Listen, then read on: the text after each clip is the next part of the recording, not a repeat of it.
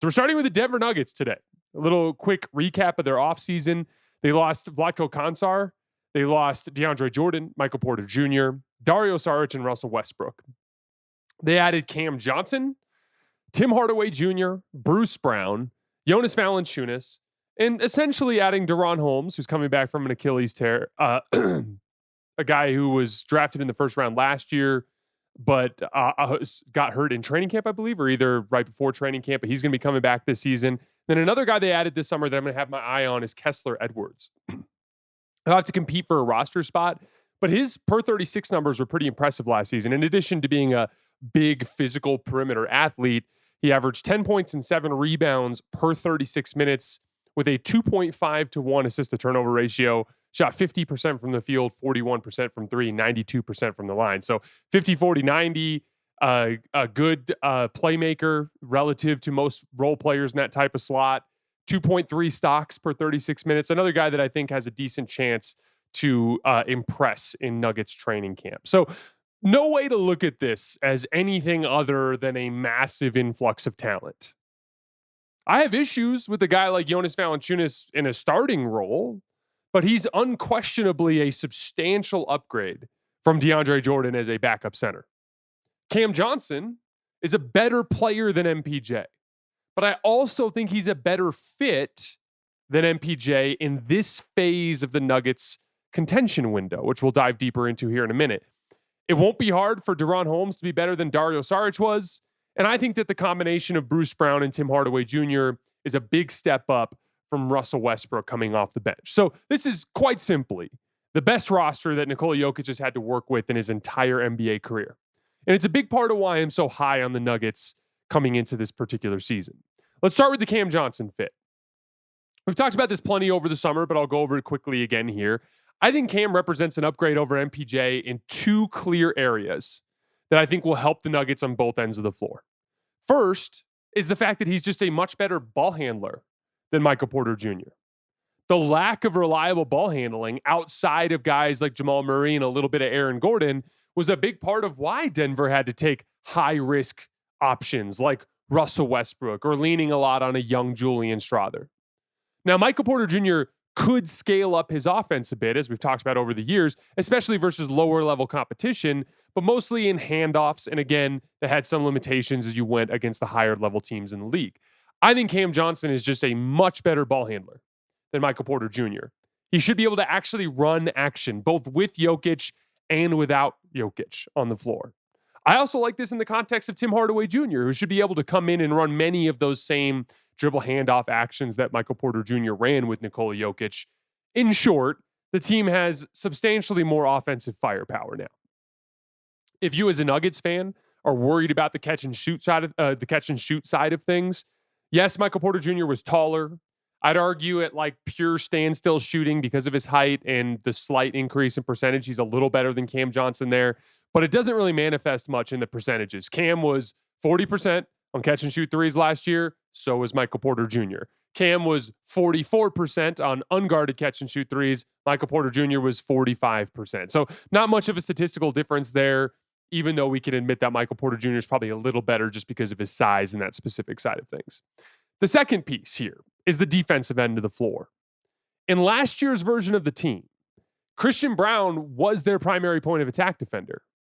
And then if they ran into a situation where they needed to guard another perimeter player that would handle the ball, or if it was a bigger forward that was handling the ball, they would have to deploy Aaron Gordon there.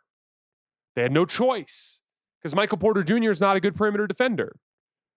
When Michael Porter Jr. is locked in, he can be a solid weak side defender. He can protect the rim a little bit. He's a solid defensive rebounder, but he can't guard on the perimeter.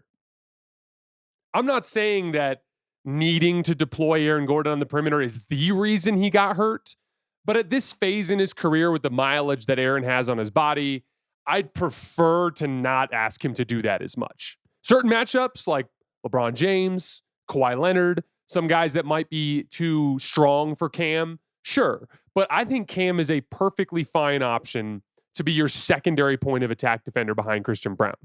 That should allow you to keep Aaron Gordon in help side more, keep him rotating at the rim, keep him there for defensive rebounding. Aaron Gordon had a little bit of a drop off in his rebounding last year. It wasn't just injuries. A lot of it has to do with how often he had to be deployed on the perimeter. I just think that that's a better all-around foundation for Denver's defense. In general, I just think Cam's a better player than Michael Porter Jr., but he also is a better option on both sides of the floor for this phase of where Denver is in their title contention. With Jonas Valanciunas, the big thing I'm looking for is scheme consistency. In years past, Denver would go small when Jokic was off the floor much of the time. They tried centers, obviously, to no avail, but they would mostly go small, and they'd do more switching on defense, and Aaron Gordon and Jamal Murray would mostly go matchup hunting. And frankly, it just didn't work in the large sample. They didn't really have any other option, though, and that's really the big difference here. They didn't have any options that they could go to other than that. Going small, switching, attempting to pick teams apart through matchup hunting with Gordon and with Murray. Having Jonas will allow them to play a very similar style on both ends of the floor to the way they played with Nikola Jokic, right? Dribble handoffs, two-man game with Jamal Murray. Jonas can pick and pop a little bit. Jonas can play out of the post, especially against favorable matchups.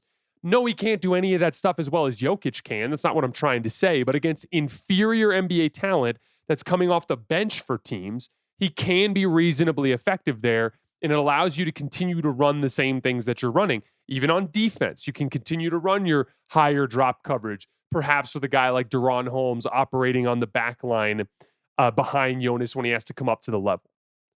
It's not necessarily about winning those minutes with Nikola Jokic off the floor. It's just about not hemorrhaging points the way they had been. Last year, once again, Denver lost 10 points per 100 possessions when Jokic was off the floor. That's going to make it really difficult to win basketball games.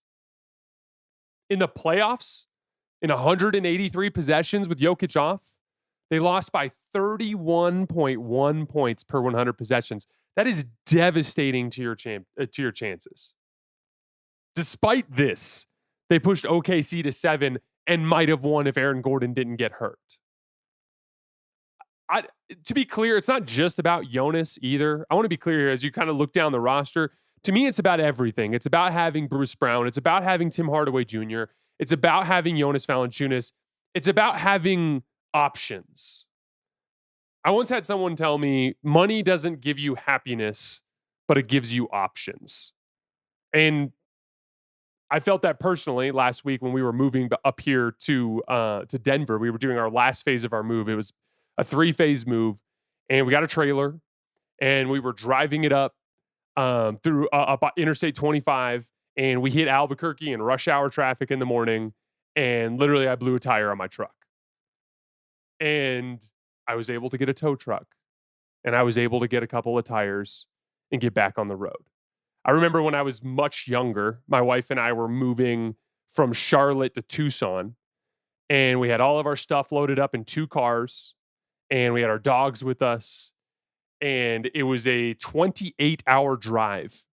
And we were so broke, we literally couldn't afford a hotel. Like, literally, because of the dogs and knowing that if you wanted to get a place that would allow dogs or that would charge a dog fee, it was going to be like $300 or $400 for us to spend the night. We couldn't afford it. And so we pushed through the night, and it was terrifying, and I probably shouldn't have done it. And we damn near got ourselves killed driving through West Texas in the middle of the night as I'm damn near falling asleep on the road. I didn't have options then. Whereas something far worse happened driving up, pulling a trailer, but I had options. I was able to get a tow truck. I was able to get the tires. I was able to get us back on the road. In the past, for the Nuggets, when they would be watching the wheels come off, quite literally, David Adelman would look at the end of the bench and he wouldn't have those options, right? He wouldn't have this player that can go out there and patch the holes, that could make things work in those units when Jokic was off the floor. This is what I mean when I say going beyond just Jonas. So, for instance, like one of the things that Mike Malone would also do over the years is he'd be like, well, I'm just going to stagger the starters more in with the bench unit and just have Jokic carry your inferior units. You have much more flexibility to do that now because I know that Bruce Brown and Tim Hardaway Jr., can score with Nikola Jokic. I know that those guys, Bruce Brown can run regular pick and roll and inverted pick and roll, slipping out of it with Jokic.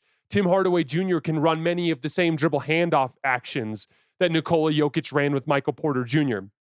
They have the options now to put more of their talent. They could run Cam Johnson, Jamal Murray, and Aaron Gordon with Jonas Valanciunas or in a bench group with Gordon at center and have more talent on the floor during those units without having to wear everybody out.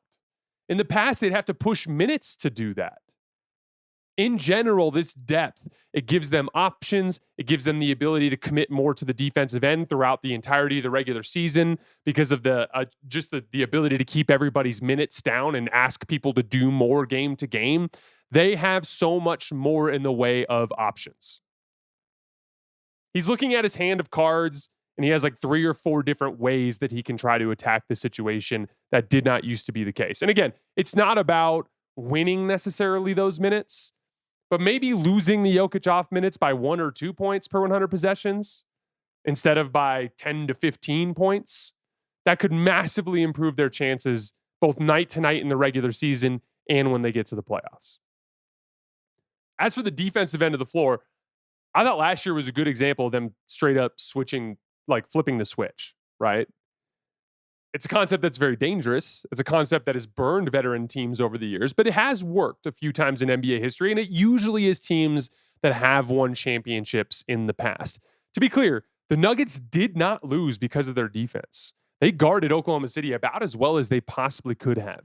A combination of having some high-end defensive personnel like Aaron Gordon and Christian Brown. Their weaker defenders, Nikola Jokic and Jamal Murray, both have very high IQs, which allows them to scale up in those situations just by being in the right spots as part of the game plan. And credit to David Adelman. I thought he did an excellent job of keeping Oklahoma City off balance by constantly mixing up coverages and using a lot of zone. But they were a brutal regular season defense. This year, I expect them to be closer to that 12 to 15 range. One, because of depth, like we just mentioned. More good players means less of a necessity to conserve energy night to night throughout the season because you can keep people's minutes down. You know you got enough good players to do it. And then 2, belief. I think this team's going to go into training camp feeling like they have the opportunity of a lifetime to hoist the trophy again this year. That should lead to more buy-in throughout the season. I think this is the best team in the league. I think Jokic is a substantially better player than Shai Gilgeous-Alexander. I think this roster is tailor-made to his strengths.